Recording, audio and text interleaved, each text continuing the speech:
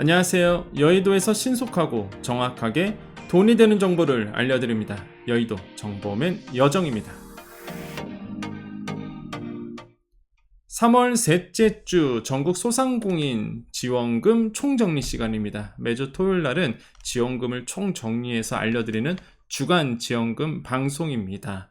또한 이번에는요, 특별하게 전주민 난방비 지원금을 발표한 지자체를 정리해 드리겠습니다. 자, 같이 알아볼게요. 자, 바로 들어갑니다. 자, 3월 셋째 주입니다. 자, 어떤 지원금이 있을까요? 바로 갈까요?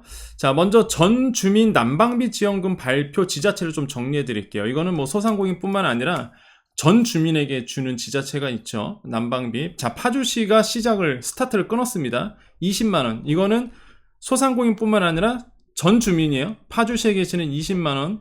파주시에 계신 분 전 주민은 20만원. 경기 평택 10만원.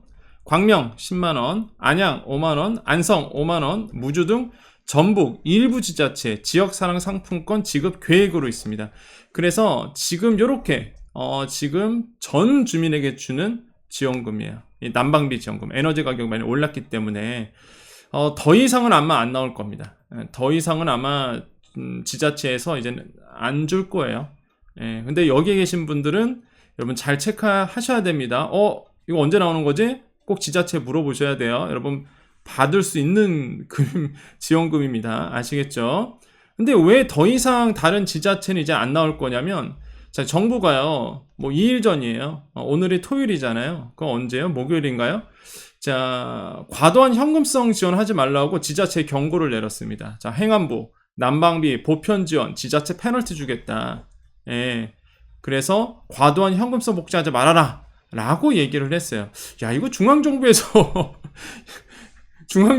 하지 말라 그래요. 지금 정부 관계자는요, 전 주민에게 현금성 지원을 했다고 다 페널티 주는 건 아니고, 현금성 복지 지출이 전체 지출액에서 차지하는 비중이 동종 지자체 중간 수준보다 높은 지자체에 페널티를 준다, 이런 얘기입니다. 그러니까 한마디로 하향 안정화 시키겠다는 게죠. 전반적으로 다 되게 상대적인 거잖아요. 되게 남들이 안 주면 그 퍼센테이지는 높아지겠죠. 현금성 복지 지원을 주는 쪽은.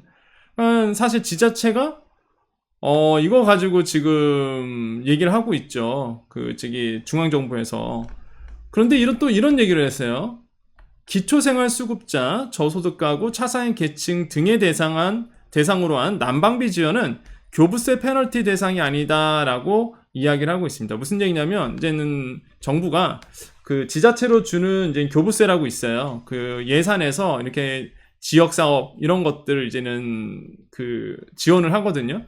근데 이걸 안 준다는 얘기, 한마디로. 니네 지금 현금성 지원 이렇게 하면은, 니네 예산 맞나 보다? 이러면서 교부세를, 페널티를 주겠다. 이런 얘기거든요. 여기 나오죠? 행안부는 보통 교부세 페널티 주겠다. 그럼 지자체들이 나서질 못합니다. 그런데 이제 이런 얘기를 해요. 야, 기초생활수급자나 저소득가구나 차상위 계층한테 주는 거는 교부세 페널티 대상은 아니야 라고 얘기했어요. 그러면 누구예요 도대체? 그럼 누구 주지 말라는 얘기예요? 이외의 대상들은 주지 말라는 얘기잖아요, 사실.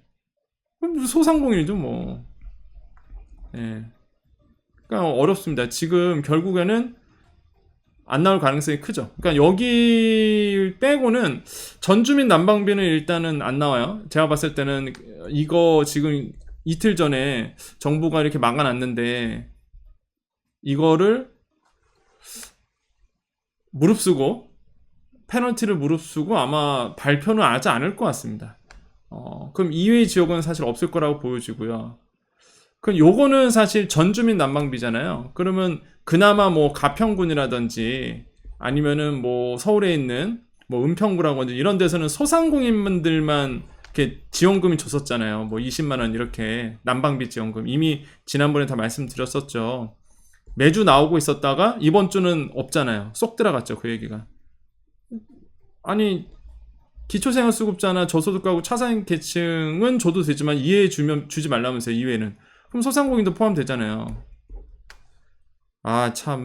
이걸 모르겠습니다. 이거는 판단을 여러분께 해주십시오. 판단을. 물론 지자체 예산이 과도하게 현금성하면 당연히 이게 포퓰리즘에 대한 문제가 생길 수 있죠. 그런 거 맞아요. 그런데 이 문제를 글쎄요, 중앙정부가 나서서 하지 말라고 하고 있는데, 그래서 그러면은 이제는 그렇잖아요. 그럼 정부는 소상공인 분들을 어떻게 에너지 비용에 대한 거를 지원해 줄 거냐.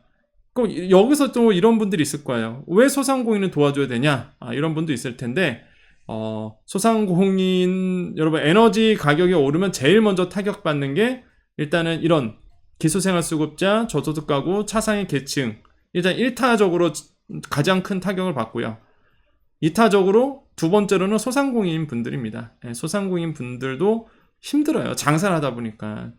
당연히 이 비용에 대한, 비용 상승에 대한 부분은 정부가 지원해 줘야 된다고 보여집니다.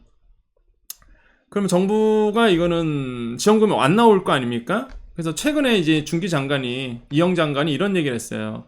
에너지 비용 상승에 소상공인 고효율 설비 지원하겠다. 이게 정부의 현 방침이에요. 현금성 지원을 주는 게 아니라, 예를 들어서 이제 냉장고다. 그죠? 냉장고를 할 때 고효율 에너지, 고효율 설비. 그러니까 같은 전기를 먹어도, 그러니까 같은 전기를 쓰더라도 고효율 설비로 이제 지원해 주겠다. 이런 얘기를 이제는 하고 있어요. 이게 사실 현 정부의 그 정책입니다. 좀 안타까워요. 솔직히 개인적으로는. 정부가 잘못했다는 얘기가 아니라 한편으로는 되게 좀 아쉽다. 지금 소상공인 분들이 너무 어려운데 희한하게 잘 그걸 몰라주는 것 같아서 그게 좀 아쉬워요. 저 개인적으로는. 그래서 더 이상 다른 말은 하지 않겠습니다. 그래서 이런 부분이 좀 아쉽고요. 그래서 지금 현재 상황을 정리해 드린 거예요. 지금 흘러가고 있는 히스토리나 흘러가고 있는 스토리를 여러분께서 아셔야지만, 이건 기대하지 말아야 되겠다. 좀 기대를 해야 되겠다. 이런 게 생기잖아요. 기대할 건 기대하고, 기대하지 말아야 될 건 일찌감치 접어버리는 게 낫거든요. 지금 에너지 지원금은 사실 이렇게 흘러가고 있습니다. 그래서 여러 판단을 이제 여러분께서 해주셔야 될 것 같아요. 자, 그 다음 고양시 가보겠습니다. 자, 고양시 소상공인 점포시설 개선 지원한다 이렇게 되어 있는데요. 점포시설 개선 사업, 이거 제가 항상 말씀드리죠. 괜찮은 거예요. 이런 거가 괜찮아요. 이런 거가. 왜 그러냐면 특례 지원이라든지 특례 보증 같은 경우는 어차피 대출 아닙니까? 이거는 내 대출이 아니에요. 뭐냐면 간판 바꾸거나, 자, 환풍기 교체하거나, 인테리어 개선 사업하거나, 상품 배열 개선 등 하면 일정 비용을 지원해주는 사업인데요. 전체 비용 가운데 부가가치를 제외한 금액 90% 수준입니다. 괜찮죠? 90%면. 최대 한도는 300만원까지 지원을 해요.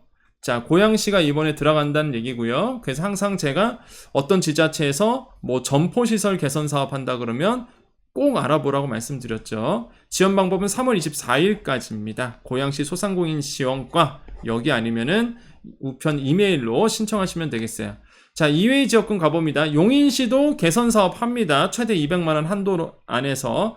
군포시도 마찬가지예요. 개선 사업 해요. 80억 개 모집을 한다고 합니다. 여러분, 발빠르게 이런 거는 움직이셔야 돼요. 아시겠죠? 그래서 여러분의 간편 바꾼다든지 시설 개선할 때 지원할 수 있는 거니까 꼭 활용해 보시고, 자, 서울시 같은 경우에는 소상공인 비영리 단체 지하철 광고 나오죠? 요거 광고비 지원합니다. 그래서 서울시에 계신 소상공인 분들, 혹시 내가 지하철에서 광고하고 싶다 하신 분들 한번 해보시는데 조건 까다롭고요. 자, 서울시 도봉구 소상공인에게 26억 원 정도 융자 특례 보증이죠. 자, 영주시 카드 수수료 지원 사업 한다고 해요. 영주시에 계신 소상공인분들 이거 꼭 알아보셔야 됩니다. 카드 수수료 지원.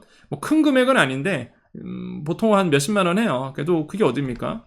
자, 광명시 특례 보증 이자 2차 차액 지원이에요. 이자 보전이네요. 2차 보전 얘기고요. 자, 경산시 특례 보증이 이제 100억 원에서 120억 원 정도 확대가 되고, 2차 보전 2.5에서 3% 이자를 대신 내주겠다는 얘기입니다. 자, 다시 한번 2차 보전이 뭐라고요? 매번 설명드리지만 여러분이 낼 이자에서 2%, 3%를 지자체가 담당해 주는 거예요. 한마디로 이자가 낮아지는 효과가 있죠. 상주시 경북신용보증재단과 특례보증 들어가고요. 원주시 대출이자 6% 파격 지원 전국 최초라고 합니다. 이거 진짜 파격적이죠. 이게 2차 보전이거든요. 다른 지자체는 2%, 3%잖아요. 그죠? 근데 원주시는요, 이번에 6% 파격 지원이래요. 그러니까 전국 최초가 들어가는 거예요. 제가 봤을 때 6%는 진짜 파격적이거든요. 이거 조건이 어떻게 되려나? 이거 조건 되게 까다로울 것 같은데? 근데 원주시에 계시는 소상공인 분들이시면 이거 꼭 알아보세요. 이거. 제가 시간 관계상 막 길게 설명 못 드리거든요. 원주시만 쭉 설명할 수가 없잖아요. 그래서 이제 이런 게 모르면 지원을 못 하니까. 그래서 제가 이런 게 있으니 빨리 한번 알아보라. 이런 취지인 거죠. 6%면은 진짜 파격적인 거거든요. 예, 이거 꼭 알아보십시오. 원주시에 계시는 분들. 자, 김제시 생애 첫 창업지원금 준대요. 아우, 야, 지금 경기가 어려운데 지금 창업하실 분들이 계실려나 모르겠습니다, 진짜. 예, 근데 첫 창업지원금 준다고 합니다, 김제시가. 자, 이외의 지역군 계속 가요. 고창군 최대 30만원 소상공인 카드 수수료 지원하고요. 해남군 최대 1000만원 가게, 요거 좀 특징적이더라고요, 저는. 해남군이 저는 해남군 마음에 드는데요. 예. 이게 제가 좀 별표 5개 치려고 그랬어요. 왜 그러냐면 해남군 쪽에서요, 소상공인 가게 승계, 그러니까 아버지가 아들에게 주는 거죠. 아니면 아버지가 딸에게 주는 거죠. 이렇게 자녀에게 주는 거예요. 한마디로 가게 승계죠. 가업 승계를 하게 되면은 최대 1000만원을 지원한다고 합니다. 이거 괜찮죠? 괜찮아요, 진짜. 이런 거 많아졌으면 좋겠어요. 많은 분들이 가게 승계를, 그거를 자꾸 이렇게 증여 맞죠. 증여인데 그게 사업을 증여하는 거잖아요. 이게 단순히 뭐 현금을 지원하는 게 아니라, 저는 우리나라가 가게 승계가 많아져야 된다고 보여집니다. 일본 같은 경우에는 가게 승계되면서 그 전통이 이어지잖아요. 근데 우리나라는 세금이 장난 아니에요. 이게 증여세가. 그래서 이게 전통이 끊겨요, 중간에. 전 그게 되게 안타깝게 생각하거든요. 그러니까 아버지가 하는 일 자녀가 받아서 이어가면 되게 좋은 거거든요. 그 창업에 대한 성공률도 높아지고. 근데 우리나라는 희한하게 그게 안 돼. 다 끊겨. 그러니까 부모 세대에 좋은 것들이 후세에게 전달이 안 돼요. 근데 해남군 같은 경우에는 이런 거 너무 좋다고 보여집니다. 이 공무원 칭찬해주고 싶어요. 물론 상세한 조건은 봐야 되겠죠. 어떤 조건에서 1000만원을 지원하는지를 봐야 되겠지만, 일단은 가업 승계 제가 읽어봤는데 예전에는 가업을 승계하는 거거든요. 자녀에게 이제 그 가게를 이어가는 거거든요. 그럼 1000만원을 지원한대요. 이건 진짜 공무원 칭찬하고 싶습니다, 저는. 예. 자, 아주 이런 게 다른 지자체도 많이 나왔으면 좋겠어요. 자, 서천군 소상공인 자영업자 도시가스 납부 유예에 들어간다고 해요. 자, 좋네요. 도시가스 납부, 유예구나, 유예. 아이고야. 밀어주는 거죠, 그냥. 난 또 이거는 면제로 잠깐 머릿속에 들어왔어요. 유예네요. 아쉽네요. 자, 옹진군 영세 소상공인 카드 수수료 지원. 그렇죠. 카드 수수료. 요것도 몇십만 원 아니에요. 뭐 여기는 고창군은 30만 원이잖아요. 그래서 보통 20만 원, 30만 원 정도거든요. 그래서 그게 어디입니까? 광주 광산구 24원 특례 보증이네요. 그래서 요렇게 이제는 들어가게 됩니다. 자, 지난주 말씀드렸던 거 지원금들 다 있었어요. 그죠? 지난주에 했던 것들. 그래서 아마 그러실 거예요. 우리 지자체는 또 없네. 그랬을 텐데, 여러분 매주 토요일 날 하는 방송 꼭 보셔야 됩니다. 왜? 다시 한번 설명 안 드리잖아. 가평군 소상공인에게 20만원 주는 거, 이거 지난번에 다 설명해드렸잖아요. 동작구 30억원 융자, 뭐 안성시 최대 25만원 카드 수수료 다 설명해드렸어요. 규모가 큰 것들. 그래서 다시 설명 안 해요, 제가. 왜냐면 너무 길어지잖아, 방송이. 그래서 매주를 계속 여러분의 정보를 업데이트 해주셔야 돼요. 아시겠죠? 왜 우리는 없나? 이미 지난 방송에 다 했을 수 있습니다. 자, 여기까지입니다, 여러분. 자, 우리 구독자님만 남아 계시고요. 구독자 아니신 분들은 여기까지 이제 정보 보시면 됩니다. 자, 여도 정보면은 우리 경제적 자유를 위한 경제 공부 스터디이죠. 우리 사업자 등록증이 있으신 분들은 무조건 보는 채널입니다. 근데 우리 여정 가족님들을 위해서 내일은 제가 좀 특별 방송, 그러니까 오늘이 토요일이잖아요. 근데 특별 방송을 좀 해야 될 것 같은데, 이제 왜 그러냐면 미국에서 우리가 그 실리콘밸리 뱅크라고 해서 SVB라고 얘기해요. 실리콘밸리 뱅크가 무너졌습니다. 은행 하나가 날아갔어요, 지금. 그래서 이 여파가 생각보다 좀 여파가 클 것 같다는 생각이 듭니다. 왜 그러냐면 지금 미국에서는 뭐 다른 은행으로 번지지 않을 거다라는 언론 보도가 나오고 있지만 저는 뭐 그렇게 보지는 않거든요. 이것도 지금 현재 긴축 상황에서 일어나고 있는 하나의 어떤 대표적인 상징성이다라고 보여집니다. 은행이 날아갔어요. 예, 멈췄습니다. 미국 정부가 종료시켰어요. 더 영향이 커지기 전에.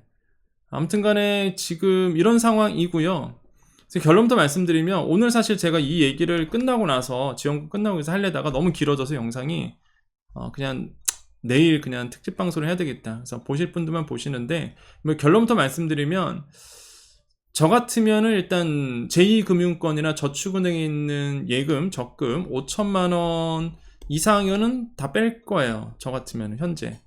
예, 그러니까 5천만 원까지는 예금자 보호가 되니까 뭐 정확히 얘기하면 4,800에 뭐 이자 포함해서 합쳐서 5천입니다. 그러니까 5천만 원 이상은 혹시나 거기에 돈이 있다 하시는 분들은 이제 빼시는 게 좋지 않을까 전 생각을 해요. 이건 제 개인적 생각이고요. 왜냐하면 일단 미국 같은 경우에는 실리콘밸리잖아요. 이제 벤처 투자입니다. 기술 투자거든요. 여기가 먼저 터졌어요.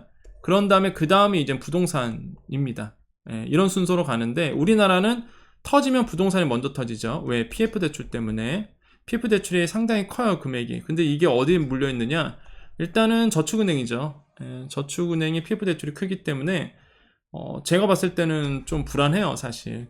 작년 때부터 제가 말씀드렸었죠. 그래서 불안한데 일단 이게 뱅크런이 일어나면은 사실 사태가 심각해지거든요. 그러니까 미국에서 바로 오늘 새벽이었어요. 그러니까 이게 이제 우리나라에 본격적으로 이제 영향을 미칠 거예요. 아마 월요일날 주식시장에 영향을 미칠 거고, 미국 정부가 그냥 막아버렸거든요. 그러니까 저는 굉장한 의미가 있다고 보여집니다. 그래서 그러니까 이거는 되게 여러분 판단을 잘 하셔야 되는 게, 저는 약간 보수적인 성격입니다. 그러니까 뭐 정치색이 보수가 그런 게 아니라, 그러니까 저는 일단 금융이라든지 이런 쪽에서는 보수적인 투자자 이런 쪽이에요. 그러니까 공격적인 투자자가 있고요. 공격적인 사람이 있고 보수적인 사람이 있는데 저는 약간 돌다리도 두들기고 건너는 성격이거든요. 그러니까 저 같은 사람은 그래요. 조금 리스크가 있다 그러면 일단은 리스크를 해지하죠. 이렇게.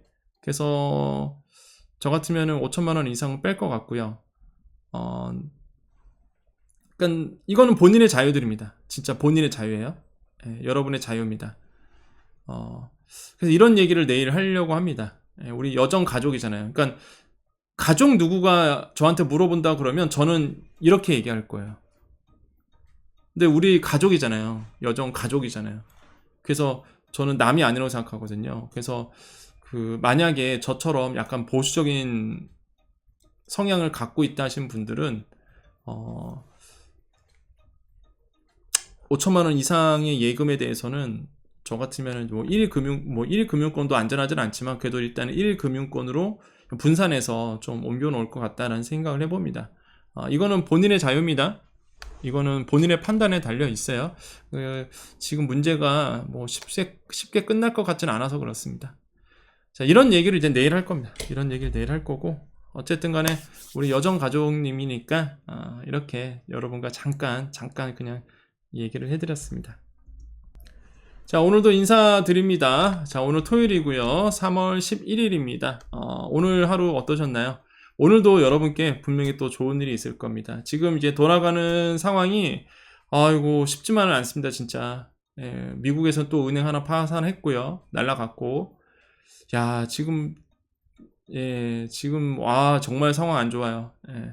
이럴 때일수록 우리가 더 바짝 정신 차려야 되고요. 그래서 제가 지원금 얘기를 해드리는 게 그런 이유입니다. 어떻게든 간에 우리가 받을 수 있는 건 지금 상황에서는 지원 받을 수 있는 건 해야 되고, 그리고 이런 상황에서 가장 중요한 거는 사실 내가 내는 그 원리금에 대해서 낮춰주는 게 되게 좋아요. 이런 상황에서는 내가 나가는 금액을 세이브하는 게 되게 중요한 시대거든요. 그러니까 어떻게든 간에 정부가 뭐 2차 보전 해주고 그 다음에 뭐 특례 보증 해주고 이런 거 있잖아요. 그러면은 어차피 대출 받을 거라면 더 낮은 이율로, 아니면은 지금 나가고 있는 이런 대출들을 저금리로 바꿔준다든지 이렇게 해서 좀 해야 되거든요. 그래서 제가 자꾸 여러분께 이제는 이런 얘기를 해드리는 겁니다. 이 어려움을 극복하기 위해서. 아시겠죠? 제 진정성이 여러분께 좀 다가가기를 희망해 보겠고, 자, 오늘도 우리 또 그럼에도 불구하고 여정 가족님들은 잘 될 거예요. 항상 우리는 힘을 합치고 있으니까, 그죠? 우리는 항상 힘을 합치고 항상 여기 안에서, 이 채널 안에서 항상 긍정적인 얘기를 하고 있으니까, 상황이 어렵더라도요, 환경이 어렵더라도 우리는 충분히 해낼 수 있습니다. 충분히 이 어려움 극복할 수 있고, 이 어려움 가운데서 더 잘 될 수도 있을 거라고 저는 생각을 해봅니다. 여러분 희망을 놓지 않았으면 좋겠고요. 우리는 분명히 잘 될 거예요. 자, 오늘도 우리에게 좋은 일이 일어납니다. 오늘도 우리에게요, 좋은 일이 일어납니다. 오늘도 우리에게 좋은 일이 일어납니다. 여기까지 여의도 정보맨 여정이었습니다. 감사합니다.